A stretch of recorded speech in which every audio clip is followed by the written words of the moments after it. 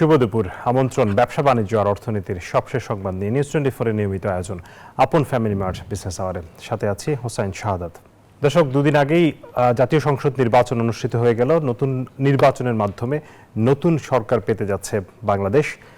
একদিন পরেই শপথ গ্রহণ, অর্থাৎ 16 ফেব্রুয়ারি নতুন সরকারের শপথ গ্রহণ অনুষ্ঠিত হবে। এরপর মন্ত্রিসভা গঠিত হবে। কে হচ্ছে বাণিজ্য মন্ত্রী, কে হচ্ছে অর্থমন্ত্রী, অর্থনীতির এই গুরুত্বপূর্ণ বিষয়গুলো কারা সামলাবেন সেটি নিয়ে এখন আলোচনা চলছে। এবং নতুন সরকার আসলে অর্থনীতিকে কিভাবে পরিচালনা করবেন এবং গত কয়েক বছরের যে অর্থনীতি ভঙ্গুরতা, সেখান থেকে বের হতে তাদের আসলে সামনের দিনে চ্যালেঞ্জগুলো কি কি এবং কি পরিকল্পনা থাকছে। যে আমরা যেটি দেখেছিলাম যে বিএনপি চেয়ারম্যান তারেক রহমান বলেছিলেন যে আই হ্যাভ এ প্ল্যান, সেই প্ল্যানের মধ্যে অর্থনীতি ঢেলে সাজানো বা সামনের দিনে বাংলাদেশকে এই এখন যে চ্যালেঞ্জগুলো বাংলাদেশ ফেস করছে সেই জায়গা থেকে বের করে নেওয়ার জন্য তার কি প্ল্যান রয়েছে সেগুলো সম্পর্কে নিশ্চয়ই আমরা ধীরে ধীরে জানতে পারবো। তবে আজকে আমরা আলোচনা করতে চাই যে নতুন সরকারের আসলে অর্থনৈতিক চ্যালেঞ্জ এবং সেই চ্যালেঞ্জ উত্তরণে করণীয় কি, সেই বিষয় নিয়ে আমরা কথা বলবো। আমাদের সাথে স্টুডিওতে উপস্থিত হয়েছেন শামস মাহমুদ, ডিসিসিআর সাবেক প্রেসিডেন্ট, ব্যবসায়ী উদ্যোক্তা। আপনাকে স্বাগত জানাচ্ছি আজকের এই আয়োজনে। আমাদের সাথে অনলাইনে যুক্ত হয়েছেন বিশিষ্ট অর্থনীতিবিদ এবং সিপিডির সম্মাননীয় fellow doctor Mustafizur Rahman. Doctor Mustafizur Rahman, আপনাকেও স্বাগত জানাচ্ছি বিজনেস আওয়ারের। ধন্যবাদ। আমি শুরুতে আপনার কাছে যেতে চাই এই কারণে যে এই অর্থনীতি নিয়ে আসলে গত 1.5 বছরে আপনি নিজেও অন্তর্বর্তী সরকারের সাথে কাজ করেছেন, শ্বেতপত্র তৈরিতেও ছিলেন। অর্থনীতিটাকে কিভাবে দেখলেন গত 1.5 বছরে? আসলে যেই ধরনের, আমি একটু ব্যাকগ্রাউন্ডটা আনতে চাই কারণ গত সরকারের উপর মানুষের অনেক বেশি প্রত্যাশা ছিল। অর্থনীতি যেভাবে রেখে গেছিলেন আগের সরকার, আওয়ামী লীগ সরকার, সেখান থেকে টেনে তোলার ব্যাপারে, এবং যেহেতু আমাদের প্রধান উপদেষ্টা ডক্টর মোহাম্মদ ইউনূস তিনি দায়িত্বে ছিলেন এবং অনেক বড় বড় অর্থনীতিবিদ সরকারের ক্যাবিনেটে ছিলেন, সেই জায়গাতে প্রত্যাশার জায়গা ছিল অনেক। সেখান থেকে কতটা পূরণ করতে পেরেছে বলে মনে করেন? ধন্যবাদ। আপনি ঠিকই বলেছেন যে প্রত্যাশার একটা চাপ ছিল, এবং আরেকটি গুরুত্বপূর্ণ কথা বলেছেন যে যে জায়গায় তারা অর্থনীতিটা যেখান থেকে তারা ধরেছিলেন সেখানেও অনেক ধরনের পুঞ্জীভূত সমস্যা ছিল। আমি দুই আঙ্গিকেই বলতে চাচ্ছি। প্রথমত সেটা হলো যে অর্থনীতি যে জায়গাটাতে তখন চলে যাচ্ছিল, আমাদের ব্যাংকিং সেক্টর একেবারেই ভেঙে পড়েছিল। আমাদের মূল্যস্ফীতি তখন 12.5% ছিল। আমাদের বিনিয়োগ তখন মোটামুটি স্থবির হয়েছিল 22-23% জিডিপির সমপরিমাণ যদি ধরি। আমাদের অভ্যন্তরীণ সঞ্চয় আহরণ, যেটা আমরা বলি রাজস্ব জিডিপি রেশিও, সেটা নিচে ছিল।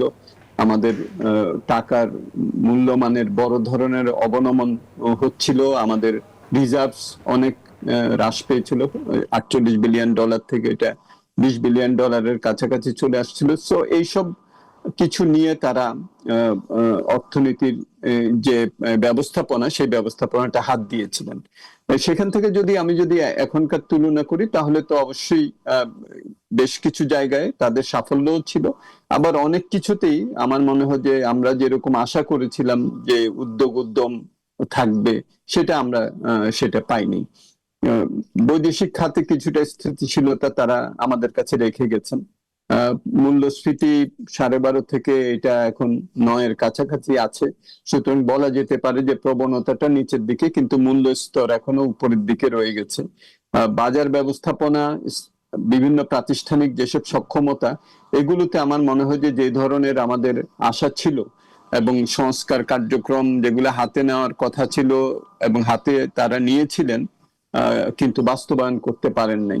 সো সবটা মিলে এখন যে জায়গাটা আছে, যেটা পতন হচ্ছিল, সেটাকে কিছু কিছু জায়গায় তারা রোধ করেছেন, কিন্তু বড় যে জায়গাগুলো মানুষের জীবন মানের উপরে অহরহ যেটার প্রতিফলন আমরা দেখি, সেই জায়গাগুলোতে কিন্তু সমস্যা রয়ে গেছে। প্রথমত মূল্যস্ফীতির চাপ, উচ্চ মূল্য স্তরের চাপ, এবং সেখানে জীবন মানের অবনমন, সেটা অব্যাহত আছে।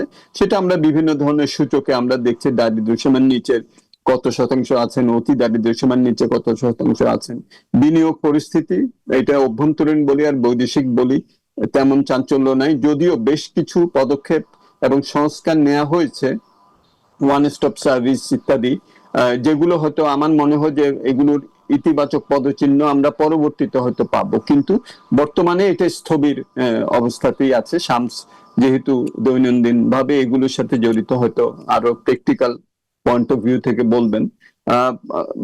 আমার মনে হয় যে যে ধরনের উদ্যম নিয়ে অভ্যন্তরীণ সঞ্চয় আহরণ বৃদ্ধি করার যে তাগিদটা অর্থনীতিতে এখন আছে এবং ঋণ পরিষেবার চাপ সৃষ্টি হচ্ছে, সেই দিক থেকে আরো অনেক বেশি আমার একটা প্রত্যাশা ছিল। তারা কিছু সংস্কার করেছেন এনবিআর এ, কিন্তু সেটা করতে যেও অনেক ধরনের সমস্যার সৃষ্টি হয়েছে। সো এই সময়টা এই ধরনের অন্তর্বর্তীকালীন সরকারই কিন্তু পারতেন একটা বড় ধরনের একটা ধাক্কা দিয়ে আমাদের অভ্যন্তরীণ সঞ্চয়টাকে আরো বৃদ্ধি, এইটা যে অবস্থায় তারা রেখে যাচ্ছেন, এবং নতুন সরকার যেটা আসবে তাদেরকে প্রথমেই এইটার মধ্যে হাত দিতে হবে। অনেক কিছুই বিএনপির ম্যানিফেস্টোতে বলা হয়েছে, বৈশ্বিক বিভিন্ন পরিবেশও এখন আমাদের প্রতিকূলে চলে যাচ্ছে, এরকম একটা অবস্থায় আমার মনে হয় যে এইটা একটা বড় ধরনের একটা সমস্যা, যেটা তারা প্রথমেই ফেস করবেন। আরো অন্যান্য বিষয়গুলোর মধ্যে আমি যদি ধরি, তো তাহলে বলতে হবে যে সংস্কার যেগুলো নাকি অর্থনৈতিক নেওয়া হয়েছিল, যেমন ব্যাংকিং ব্যবস্থা, সেখানে বিভিন্ন তারা প্রস্তাব দিয়েছেন, সেসব প্রস্তাবের কিছু কিছু ইন্টারিম গভর্নমেন্ট করে যেতে পেরেছেন, কিছু কিছু করে যেতে পারেন নাই। কিন্তু এই যে বড় ধরনের যে একটা ঋণ খেলাপির যে উত্তরাধিকার সূত্রে তারা পাবেন এই নতুন সরকার, সেখানে কিন্তু এই যে আমাদের ঋণের যে সুদের হার, এটাকে কিভাবে আমরা নিচে নামিয়ে নিয়ে আসবো, সংকোচনমূলক মুদ্রানীতি পার্সু করতে যে বিনিয়োগ এবং সাপ্লাই সাইডের উপরে সমস্যা হয়েছে, বাজার ব্যবস্থাপনা এবং বিভিন্ন প্রাতিষ্ঠানিক উদ্যম দিয়ে যে এটাকে নিয়ন্ত্রণ, খবরদারি, নজরদারি, সেখানেও বেশ কিছু দুর্বলতা আছে। সুতরাং সবটা মিলে আমি বলবো যে যে যেখান থেকে শুরু করেছিলেন সেই তুলনায় তারা কিছুটা স্থিতিশীলতা আনতে সক্ষম হয়েছে, কিন্তু প্রত্যাশার সাথে তাদের যে অ্যাচিভমেন্ট, এটাকে তুলনা করলে আমার মনে হয় যে অনেক জায়গায় হতাশা থাকার যথেষ্ট কারণ আছে। শুনতে চাই জনাব শাহুর রহমান, শামস মাহমুদ, দুঃখিত, আপনি এই পুরো অর্থনীতিকে যেভাবে দেখলেন গত 1.5 বছরে, আপনারাই আসলে এটিকে ফেস করেছেন সবচেয়ে বেশি, সেই জায়গাটাতে নতুন সরকারের হাতে সেই অর্থনীতির অনেকগুলো আমি বলবো যে এক ধরনের বোঝা কিন্তু নিয়েই শুরু করতে যাচ্ছে। সেখানে একেবারে কুইক আমি যদি বলি, মধ্যমেয়াদী দীর্ঘমেয়াদী অনেক পরিকল্পনা থাকবে, কিন্তু আপনারা এক ধরনের যে ব্রিদিং স্পেস চাচ্ছিলেন, যে বিনিয়োগ করতে পারছেন না, আপনাদের ব্যবসার পরিবেশটা সেভাবে নাই, সেই জায়গাগুলোতে ইমিডিয়েটলি 1-2 মাস, বা আমি যদি প্রথম 90 দিনের কথা বলি, প্রথম 90 দিন আসলে কোন কাজগুলো আপনারা চাইবেন যে সরকার করুক, যেটা আপনাদের ব্যবসাটাকে সচল করার ক্ষেত্রে, চাকা সচল করার ক্ষেত্রে সবচেয়ে বেশি সহায়ক হবে? তো দেখেন, ধন্যবাদ আপনাকে। স্যার যে কথাগুলো বললো, ওনার সাথে আমি কমপ্লিটলি একমত, কিন্তু এইখানে যেটা আমাদের বুঝতে লাগবে, ইন্টারিম গভর্নমেন্টের ব্যাপারে ধরেন যে ইয়েগুলো আসছে, আমরা কিন্তু প্রাইভেট সেক্টর গত 8 বছর কিন্তু ডিক্লাইনিং একটা ফেজের মধ্যে যাচ্ছে। করোনার পর থেকে কিন্তু মানে আমরা দেখলাম যে একটা অলিগার্ক সিস্টেম তৈরি হয়েছিল, গুটি কয়েকজন খালি ব্যবসা বাণিজ্য করেছিল, কিন্তু ম্যাক্সিমাম যারা মেজরিটি ছিল ওনারা কিন্তু ঠিক করে কার্যক্রম করতো, সবারই ক্যাশ ফ্লো প্রবলেম ছিল, ব্যাংকে গেলে লোন দিত না, কিন্তু লোনগুলো কি হয়েছিল এখন আমরা জানি। হ্যাঁ, সো যেটা ইন্টারিম গভর্নমেন্ট যেটা করেছিল ওটা হলো একটা ফ্রি ফল, মানে যেটা হচ্ছিল ইকোনমিতে, ওটা কিন্তু ওনারা ঠেকিয়েছে। সো এটা একটা ভালো জিনিস করেছে, কিন্তু আনফর্চুনেটলি আমাদের যে প্রত্যাশা ছিল ওখানে অনেক জায়গায় ওনারা ব্যর্থ হয়েছেন। যেমন এই ইনকামিং যে গভর্নমেন্ট আছে, এনারা first of all private sector business confidence, আমরা সবসময় বলছিলাম মানে ইন্টারিম গভর্নমেন্ট তো ইলেকশন করেই আমরা ইউজুয়ালি যেটা বুঝি একটা ইলেকশন দিবে, হ্যাঁ, কিন্তু ওনাদের মেয়াদ কতদিন হবে এগুলো সব কিছু একটা অনিশ্চয়তা ছিল। তো ওটার কারণে বিজনেস কনফিডেন্স ওয়াজ ডাউন। হ্যাঁ, যেমন 5ই আগস্টের one of the main reasons, মানে আমাদের এখানে একটা রেভলিউশন হয়েছিল, ওয়াজ জব ক্রিয়েশন। হ্যাঁ, আমরা আশা করেছিলাম ইন্টারিম গভর্নমেন্ট কিছু পদক্ষেপ নেবে যেখানে জব ক্রিয়েশনটাকে মানে প্রাইভেট সেক্টর যদি স্পার্ড হয় তখন এখানে জব ক্রিয়েশনের স্কোপগুলো তৈরি হবে, কিন্তু আনফর্চুনেটলি হয়নি। এখন কমেছে। এখন নতুন যে সরকার যেটা আসছে, এনাদের ফার্স্ট যে জিনিসটা করেছে যে একটা ইলেক্টেড গভর্নমেন্ট এখন আমরা পেয়েছি উইথ 2/3 মেজরিটি। সো এটা ইমিডিয়েটলি একটা কনফিডেন্স বুস্ট অলরেডি করে ফেলেছে। অলরেডি আমাদের মানে উই আর লুকিং ফরওয়ার্ড, হ্যাঁ, কারণ 2/3 মেজরিটি একটা গভর্নমেন্ট পেয়েছে, মানে একটা দল পেয়েছে যারা সরকার গঠন করতে যাচ্ছে। আনফর্চুনেটলি আমরা কিন্তু যদি অ্যাজিউম করি যে খুব কুইকলি আমরা কিছু রেজাল্ট দেখবো, এটা হবে না। ওনাদের 6 মাস লাগবে মিনিমাম, ধরেন 3 মাস মিনিমাম অন্তত লাগবে অ্যাডমিনিস্ট্রেশন সাজাতে। হ্যাঁ, শুরুতে যেটা করবে ওনারা ওনাদের দিক নির্দেশনা দিবে ইকোনমি কিভাবে চলবে। বেসড অন দ্যাট আমরা যেটা আশা করব যে আপনার প্রাইভেট সেক্টর ক্রেডিট গ্রোথ যদি আপনি দেখেন, এটা মানে রেস্ট্রিকটিভ মনিটারি পলিসির জন্য সংকোচন হচ্ছে। এটা করাও ডিফিকাল্ট হবে, আমরা এখন থেকে দেখতে পাচ্ছি। কারণ যে জিনিসটা যেমন যে ট্রাবল যে ব্যাংকগুলো ছিল এগুলো একত্রকরণ করা হয়েছে, তো ওখানেই তো 9 লাখ কোটি টাকা ক্যাপিটাল শর্টফল হয়েছে। ওই টাকাটা কোথেকে আসবে? ওই টাকাটা আপনি টাকা ছাপিয়ে আপনার ইনজেক্ট করতে লাগবে। তো যখন ওটা করবেন, ইনফ্লেশন আপনি কিভাবে কন্ট্রোল করবেন? সো এইখানে তো কন্ট্রাডিকশন আমরা এখনই দেখতে পাচ্ছি। তো সামনে যে সরকার আসবে ওনারা কিন্তু এই জিনিসটা ইনহেরিট করবে। সো আমরা যদি আশা করি যে ইন্টারেস্ট রেট কমবে, আমরা দেখতে পাচ্ছি যে ইন্টারেস্ট রেট কমবে না। একই সাথে আপনার বাংলাদেশ ব্যাংক যদি লাস্ট 3 মাস দেখেন, দেখবেন যে ওনারা ডলার পারচেস করছে, ব্যাংকের থেকে ওবিইউ থেকে টাকা পারচেস করছে। এখন যখন ডলার পারচেস করছে, এটা ব্যবসায়ী হিসাবে আমরা যারা এক্সপোর্ট ওরিয়েন্টেড ব্যবসা করি, আমরা কিন্তু ওবিইউতে থেকে একটা সিস্টেম আছে বাংলাদেশ ব্যাংকে, যেখানে ডলারের বিপরীতে আমি যদি এক্সপোর্ট করে থাকি, আমার ডলার এর্নিং থাকে, আমি ডলারের বিপরীতে ডলার নিতে পারি। তো এখানে যেহেতু ডলারগুলো বাংলাদেশ ব্যাংক নিয়ে নিচ্ছে, এখন যেটা হচ্ছে আমি ওটাকে টাকায় কনভার্ট করছি, আবার নিজে ডলার করছে, ওখানে আমার আবার এক্সচেঞ্জ লস হচ্ছে। অ্যান্ড যে বড় যে প্রবলেম যেটা সামনে সরকার যেটা ফেস করবে, ওটা হলো যে এই ইন্টারিম গভর্নমেন্টের একটা ডিসিশন ছিল যে গ্যাসের প্রাইস বৃদ্ধি করা। ওই প্রাইসটা বৃদ্ধি করার ফলে যেটা হয়েছে, আপনি দেখবেন যে নাম্বার অফ কোম্পানিজ যারা ধরেন মানে এখন ডিফল্টার হয়ে গেছে, এটার সংখ্যা কিন্তু বাড়ছে। বিকজ ক্যাশ ফ্লোতে আমাদের কিন্তু ক্যাশ ফ্লো ঠিক হয়নি। আমাদের লাস্ট 7 বছর ধরে কিন্তু আমাদের মোরাললেস সবারই একটু ক্যাশ ফ্লোতে প্রবলেম ছিল। কিন্তু যেহেতু গ্যাসের দাম বৃদ্ধি করাতে যেটা হয়েছে, এক্সপোর্ট ওরিয়েন্টেড যে ইন্ডাস্ট্রিগুলো ছিল এনারা কিন্তু ক্যাশ ফ্লো ক্রাইসিসে সবাই পড়েছে। এবং তারপর ওখানে একটা জিনিস করা হয়েছিল যে নতুন গ্যাস কানেকশনের জন্য 40 টাকা করে নির্ধারণ করা হয়েছিল, অ্যান্ড এক্সিস্টিং গ্যাস কানেকশন 30 টাকা। তো এটার কারণে যেমন বিনিয়োগও হয়নি।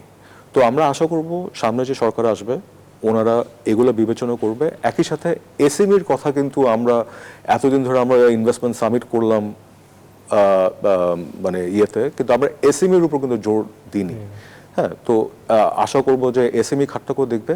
কিন্তু সবচেয়ে বড় যে জিনিসটা হবে যে আমরা আশা করব যে এলডিসি গ্র্যাজুয়েশন যে জিনিসটা আমরা সবাই ওয়েট করছিলাম, প্রাইভেট সেক্টর ওয়েট করছিলাম, কারণ একটা ইলেক্টেড গভর্নমেন্ট লাগবে এটাকে মোকাবেলা করার জন্য। এখানে ডিসিশন কি হবে, ইন্টারনাল ইকোনমি, এক্সটার্নাল ইকোনমি, এগুলোর উপর যারা এমফেসিসটা দিবে, এবং এফটিএ, পিটিএ যেমন এগুলো আশা করেছিলাম ইন্টারিম গভর্নমেন্ট এখানে অনেকগুলো উদ্যোগ নেবে, কিন্তু আনফর্চুনেটলি কিছু নেওয়া হয়নি।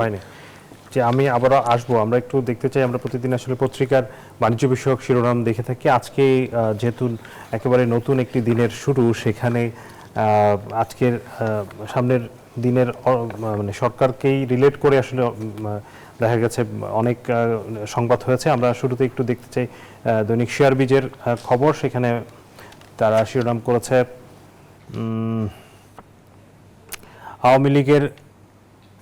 আওয়ামী লীগের ডুবানো অর্থনীতি চাঙ্গা হবে কার হাতে? অর্থমন্ত্রী দৌড়ে এগিয়ে খসরু, রেজা কিবরিয়া নাকি সালাউদ্দিন?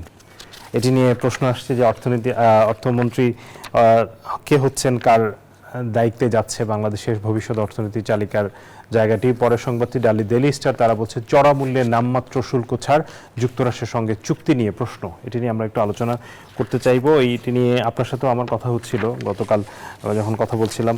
পরের সংবাদটি দ্য ফাইন্যান্সিয়াল এক্সপ্রেস, তারা বলছে ঢাকার পানি দূষণ রোধে বিশ্বব্যাংকের $370 মিলিয়ন ঋণ। এটি একটি খবর, ভালো খবর আছে। শেয়ার বীজের আরও একটি খবর, টানা ছুটিতে বিধ্বস্ত অর্থনীতি, ক্ষতি 50,000 কোটি টাকা। এটি নিয়ে আমরাও সংবাদ করেছি যে এত লম্বা বন্ধ কি আসলে নির্বাচনের জন্য দেওয়ার প্রয়োজন ছিল কিনা, বা কতটা সেটি কতটা ক্ষতি করলো। দৈনিক বণিক বার্তা বলছে 4 দিন পর স্বাভাবিক হলো এমএফএস ইন্টারনেট ব্যাংকিং লেনদেন। এটিও কিন্তু একটি মানুষের স্বাভাবিক জীবনযাপনকে ব্যাহত করেছে। সেটি যদিও নির্বাচন সুষ্ঠু হওয়ার স্বার্থেই করা হয়েছে, তবে সেটি কতটা একটু বেশি করা হয়ে গেল কিনা। পরের সংবাদটি দৈনিক বণিক বার্তা, তারা বলছে অর্থনীতিতে গতি ফেরাতে ব্যর্থ ইউনূস। এটি নিয়ে আমরা এরই মধ্যে আলোচনা করছি। পুরোপুরি ব্যর্থ বলা যাবে না, তবে প্রত্যাশা পূরণ হয়নি সেটা নিশ্চয়ই আমরা বলতে পারি। আমরা আবার একটু ফিট যেতে চাই। ডক্টর মোস্তাফিজ, আপনার কাছে দুটি প্রশ্ন। একটি হচ্ছে যেটি শামস মাহমুদ তুলেছেন যে এলডিসি গ্র্যাজুয়েশনটা নিয়ে অন্তর্বর্তী সরকার এক ধরনের অনিশ্চয়তার মধ্যে ছিল, তারা আসলে কোনো সিদ্ধান্ত নিতে পারেননি এবং তারা আসলে কোন পথে যাচ্ছে সেই বিষয়ে কিন্তু পরিষ্কার কোনো ধারণা আমাদেরকে দেননি। এটি পরে নতুন সরকারের জন্য একটি বড় ধরনের কাজ এবং সেটি একটা চ্যালেঞ্জ হবে, তারা আসলে কি সিদ্ধান্ত নেবে সেটি দেখার বিষয়। সেখানে আপনার কাছ থেকে প্রশ্ন থাকবে যে আসলে এখানে সরকারের কি মানে কোন দিকে যাওয়া উচিত, একটি প্রশ্ন। আরেকটি হচ্ছে যে চড়া মূল্যে নামমাত্র শুল্ক ছাড় যুক্তরাষ্ট্রের সঙ্গে যে চুক্তি হয়েছে সেটি আপনি যদি গভীরভাবে পর্যবেক্ষণ করেছেন কিনা, যদি করে থাকেন সেই চুক্তি নিয়েও একটু শুনতে চাইবো যে এই চুক্তিটা আসলে কতটা বাংলাদেশের পক্ষে গেল। ধন্যবাদ। প্রথমেই যেটা এলডিসি গ্র্যাজুয়েশন নিয়ে আপনি প্রশ্ন করেছেন এবং শামসও সঠিকভাবে বলেছেন যে এটা একটা নতুন সরকারের জন্য এটা একটা বিবেচ্য বিষয় হবে। প্রথমে যেটা বলা দরকার সেটা হলো যে ইন্টারিম গভর্নমেন্ট কিন্তু একটা স্ট্যান্ড নিয়েছিলেন যে বাংলাদেশ এলডিসি গ্র্যাজুয়েশন করে যাবে 24 নভেম্বর 2026 সালে, এবং তারা এটা পেছানোর জন্য কোনো তারা সাবমিশন করবেন না, এটাই ছিল তাদের স্ট্যান্ড। এবং দ্বিতীয় যেটা ছিল যে তারা যে স্মুথ ট্রানজিশন স্ট্র্যাটেজি যেটা করেছিলেন, বিভিন্ন কংক্রিট একবারে সময়াবদ্ধ বিভিন্ন কার্যক্রম নিয়ে সেগুলো তারা বাস্তবায়নকে অগ্রাধিকার দেবেন। এখন একটা প্রশ্ন যেটা আসছে সেটা হলো যে আমরা কি কোনো এটা ডেফার করার জন্য, পিছিয়ে যাওয়ার জন্য আমরা কোনো সাবমিশন করব কিনা। সেটা একটা বড় সিদ্ধান্ত যেটা এই নবনির্বাচিত সরকারকে নিতে হবে। আমার মনে হয় যে একটা সাবমিশন করা যেতে পারে। আমরা যদি আরো 3 বছর যদি পাই তো তাহলে এটা কিন্তু আমাদেরকে অন্তত বাজার সুবিধার ক্ষেত্রে 6 বছরের একটা উইন্ডো দেবে। কারণ European union, UK, Canada, Australia, চীন বলেছে আরো 2 বছর, এরা মোটামুটি ভাবে 3 বছর আরো সম্প্রসারিত করবে যখনই এলডিসি গ্র্যাজুয়েশন হবে। সুতরাং আমরা যদি 3 বছর এডিশনালের জন্য যদি সাবমিশন করি, ওইটা যদি অ্যাকসেপ্টেড হয় তাহলে বাংলাদেশের সামনে আরো 6 বছরের মতো অন্তত বাজার সুবিধার ক্ষেত্রে আমরা পাবো। যদিও ফার্মাসিউটিক্যাল সেক্টর যখনই এলডিসি গ্র্যাজুয়েশন হবে তখন থেকেই আমাদেরকে এই লাইসেন্স, প্যাটেন্ট এগুলো আমাদেরকে মান্যতা নিশ্চিত করতে হবে। এখন এটার জন্য আমাদের হাতে কিন্তু খুব সময় নাই। সিডিপি, ইউনাইটেড নেশনস এর যারা এগুলো করে, তাদের মিটিং আছে হলো ফেব্রুয়ারি 3rd উইকে। এটা ছাড়া আমরা ইকোসকের কাছে যেতে পারি, সেটার মিটিং আছে হলো জুনে এই বছরের, অথবা আমরা জেনারেল অ্যাসেম্বলিতে সরাসরি আমরা যেতে পারি, সেটার মিটিং হবে হলো সেপ্টেম্বরে। কিন্তু আলটিমেটলি জেনারেল অ্যাসেম্বলি যেহেতু এই ডিসিশনটা নিয়েছিল 2021 সালে যে বাংলাদেশ, নেপাল, লাওপিডিয়ার তাদের এলডিসি গ্র্যাজুয়েশন হবে 5 বছর পরে, যেহেতু কোভিড এর জন্য 2 বছর বাড়ানো হয়েছিল, তো তাদের সেখানে কিন্তু সিদ্ধান্তটা হবে। সুতরাং ইউনাইটেড নেশনস এটা যাবে এবং সেখানে 50% প্লাস 1 কান্ট্রির সমর্থন লাগবে। সো এইটা যদি সিদ্ধান্ত নেওয়া হয় তাহলে কিন্তু বড় ধরনের কূটনৈতিক একটা প্রচেষ্টা এই নবনির্বাচিত সরকারকে করতে হবে। এবং কেন আমরা চাচ্ছি সেটাও একটু ভালোভাবে যুক্তি নির্ভর ভাবে একটা সাবমিশন রেডি করতে হবে। এটা হলো একটা বড় চ্যালেঞ্জ এই দিক থেকে। তবে আমার যেটা আর কি অগ্রাধিকার সেটা হলো যে আমাদের ভালো একটা ডকুমেন্ট প্রস্তুত করা হয়েছে, স্মুথ ট্রানজিশন স্ট্র্যাটেজি।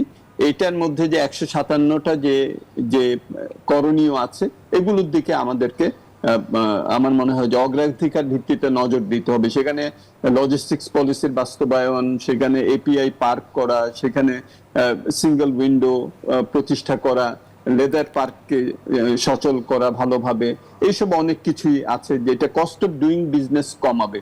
আমরা কেবলমাত্র শুল্ক নিয়ে চিন্তা করি, কিন্তু কস্ট অফ ডুইং বিজনেস কমালে ওইটাও কিন্তু শুল্ক কমানোর মতোই কাজে দেয়। এটা হলো একটা। সো এইটাকে অগ্রাধিকার দিতে হবে, সিদ্ধান্তটা নেওয়া এবং সিদ্ধান্তটা নিলে সেটাকে কূটনৈতিক বিভিন্ন উদ্যম এটার সাথে সমান্তরাল ভাবে করা, আর মূলত এসটিএস বাস্তবায়ন। জি। দ্বিতীয় যেটা প্রশ্ন করেছেন যে মার্কিন শুল্ক, হ্যাঁ একটা আমরা চুক্তি 9 তারিখে করেছি যেটাতে অনেক মান্যতার বিষয় আছে, অনেক ছাড়ের বিষয় আছে। কতটুকু গভীরভাবে বিশ্লেষণ করে তারা এটা করেছেন আমি জানি না। মার্কিন যুক্তরাষ্ট্রকে আমরা যে শুল্ক ছাড় দেব বলে স্বীকৃত হয়েছি, সেগুলো আমাদেরকে অন্যান্য দেশকেও যদি দিতে হয় তাহলে এটার বড় ধরনের রাজস্ব অভিঘাত নেতিবাচক এটা পড়বে। দ্বিতীয়ত আমাদের অনেক কিছুতে মান্যতা আমাদের নিশ্চিত করতে হবে যেগুলো আমাদের দরকার। অবশ্যই আমাদের আইপিআর এনফোর্সমেন্ট, মেধাস্বত্ব আইনের প্রয়োগ, এগুলো আমাদের বিজনেস এনভায়রনমেন্ট আরো উন্নত করা, এগুলো আমাদের দরকার, সেগুলো করা তো আমাদের করা দরকার। কিন্তু এটার সাথে সাথে আবার তৃতীয় দেশের সাথে আমাদের সম্পর্ক কি হবে, আমার প্রকিউরমেন্ট আমার কত করতে হবে, এগ্রিকালচারাল প্রকিউরমেন্ট আমার যদি বৃদ্ধি করতে হয়, বোয়িং যদি কিনতে হয়, এই যে এগুলো আমরা বিভিন্ন শর্তে আমরা স্বীকৃত হয়েছি, এটা তো মানে বৈশ্বিক যে বাণিজ্য ব্যবস্থা দ্বিতীয় বিশ্বযুদ্ধের পরে গড়ে উঠেছে এবং 1995 সালে বিশ্ব বাণিজ্য সংস্থা প্রতিষ্ঠার পরে যে ধরনের একটা রুল বেস সিস্টেম, এগুলো সবকিছু এটার বিপরীতে। বাট আমরা দুর্বল অর্থনীতি, আমাদেরকে স্বীকৃত হতে হয়েছে এবং সেগুলো আমাদের আরো নেগোসিয়েশন আমার মনে হয় যে আমাদের নবনির্বাচিত গভর্নমেন্ট এটা করা উচিত বলে আমার মনে হয়, কারণ এগুলোর অনেক কিছু আছে যেটা বাংলাদেশের অর্থনীতির উপরে বড় ধরনের চাপ সৃষ্টি করবে। জি, আপনাকে অনেক ধন্যবাদ ডক্টর মোস্তাফিজুর রহমান, আপনি আমাদেরকে সময় দিয়েছেন। ধন্যবাদ। নতুন সরকারের অর্থনৈতিক চ্যালেঞ্জ নিয়ে আলোচনা করছি বিজনেস আওয়ারের আজকের আয়োজনের সাথে আছেন শামস মাহমুদ, ডিসিসি এর সাবেক প্রেসিডেন্ট। আপনাকে আবারও স্বাগত জানাচ্ছি। আমরা যেই আলোচনাটা বিরতির আগে করছিলাম, ডক্টর মোস্তাফিজ যেটি বলছিলেন যে যুক্তরাষ্ট্রের সাথে যে শুল্ক চুক্তিটা হয়েছে সেটির সেখানে অনেকগুলো বাংলাদেশের দিক থেকে অনেক ছাড় দেওয়া হচ্ছে। বাংলাদেশ যুক্তরাষ্ট্র থেকে অনেক পণ্য কিনবে, অনেক জায়গায় ছাড় দিবে, কিন্তু বাংলাদেশের প্রাপ্তিটার জায়গাটাতে খুব বেশি কিছু আমরা দেখতে পাচ্ছি না। মাত্র 1% ছাড় শুল্ক কমানো হয়েছে। যেটি বলা হচ্ছে যে যুক্তরাষ্ট্র থেকে সুতা কিনে যদি আমরা এখানে ভ্যালু এডিশন করে তাদের কাছে মানে বিক্রি করি, সেই পণ্যে শূন্য শুল্ক দেওয়া হবে। এটিকে কি আপনার বড় অ্যাচিভমেন্ট মনে হয়, বা এখানের মধ্যে কোনো ফাঁকফোকর আছে কিনা? না, এখানে দেখেন, এখানে জিনিস হলো যে ফার্স্ট অফ অল একটা নির্বাচনের 2 দিন আগে এরকম একটা চুক্তি ইন্টারিম গভর্নমেন্টের করা উচিত হয়নি। আচ্ছা, it should have been left to the elected government. হ্যাঁ, এরকম একটা মেজর ডিসিশন, এটা কোনো একটা বড় ডিসিশন, এটা ছোটখাটো ডিসিশন না। যেমন পরে যেটা দেখলাম, এটা হলো 1 নম্বর। 2 নম্বর হলো যে এই যে ইয়েটা সাইন করা হয়েছে, এটা কিন্তু এখনো ডিসক্লোজ করা হয়নি। টার্মসগুলো, কন্ডিশনসগুলো কি, এগুলো কিন্তু আমরা এখনো জানি না। আমরা যেটা গভর্নমেন্টের যে প্রেস স্টেটমেন্ট দেওয়া হয়েছে, হ্যাঁ, ওইটার উপর নির্ভর করে কথাগুলো বলছি।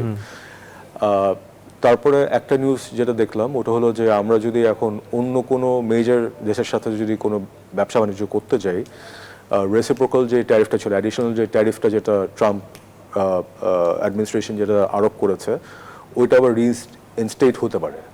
হ্যাঁ, তো এইরকম ইয়েতে, কারণ দেখেন এখানে জিনিস হলো যে আমরা ধরে নিলাম আমি এলডিসি গ্রাজুয়েশন করছি, অথবা আজকে না করলে 3 বছর ইয়ে করে, যেটা মুস্তাফিজ স্যার বললো, আমরা ডেফারমেন্টের জন্য অ্যাপ্লাই করতে পারি। তার মানে 6 বছর পরে করতে লাগবে।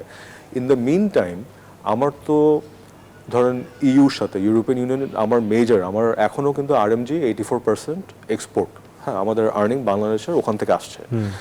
তো ইউরোপিয়ান ইউনিয়ন একটা বড় একটা ট্রেডিং ব্লক আমাদের জন্য। হ্যাঁ, আসিয়ান, তারপর আপনি চায়না, হ্যাঁ, দেন ইন্ডিয়া, এটা কিন্তু আমাদের ট্রেডিং পার্টনার কিন্তু এরা।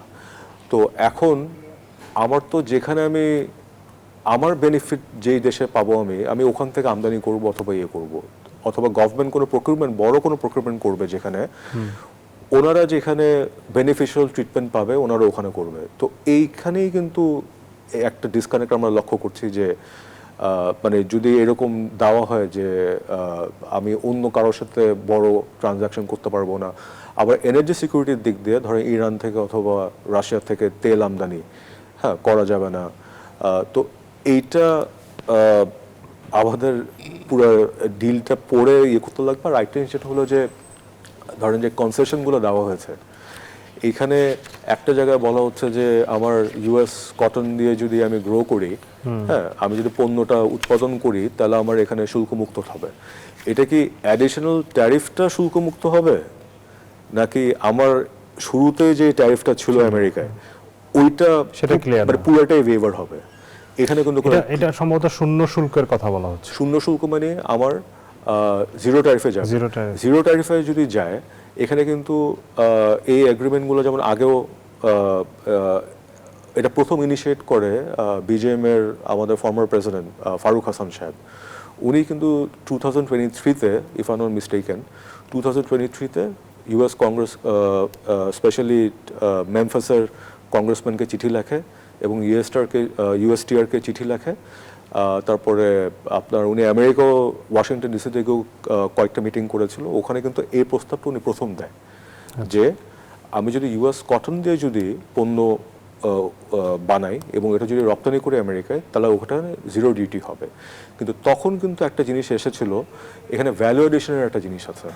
হ্যাঁ, ভ্যালু এডিশন যখন আপনি হিসাব করবেন, ওখানে মিনিমাম ওয়েজ কত, ওইটাও কিন্তু ওখানে একটা পার্ট মানে কন্ডিশন হিসেবে থাকে। কন্ডিশন হিসেবে ছিল ওই সময় আলোচনায় এটা এসেছিল। সেটা এই কিন্তু এই চুক্তিতে আছে জিনিসগুলো কিনা কি এখানে সেটা- আছে নাকি, তো এটা লেটস সি, যখন সামনে যে সরকার আসছে ওনারা তো এটা বিবেচনা করবে।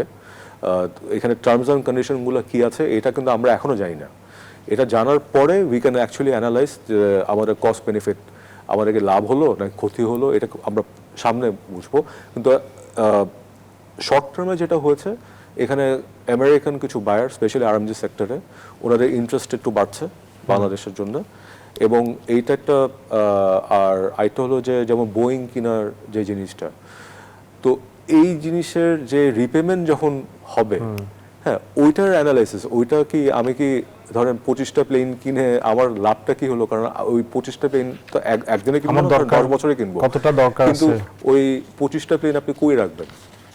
না মানে আমার কি আসলে ওই ডিমান্ড আছে কিনা, নাকি আমি শুধুমাত্র চুক্তির জন্যই করলাম Exactly. কিনছি, সেই বিষয়গুলো নিশ্চয়ই একটু মানে ক্যালকুলেশন করার ব্যাপার আছে।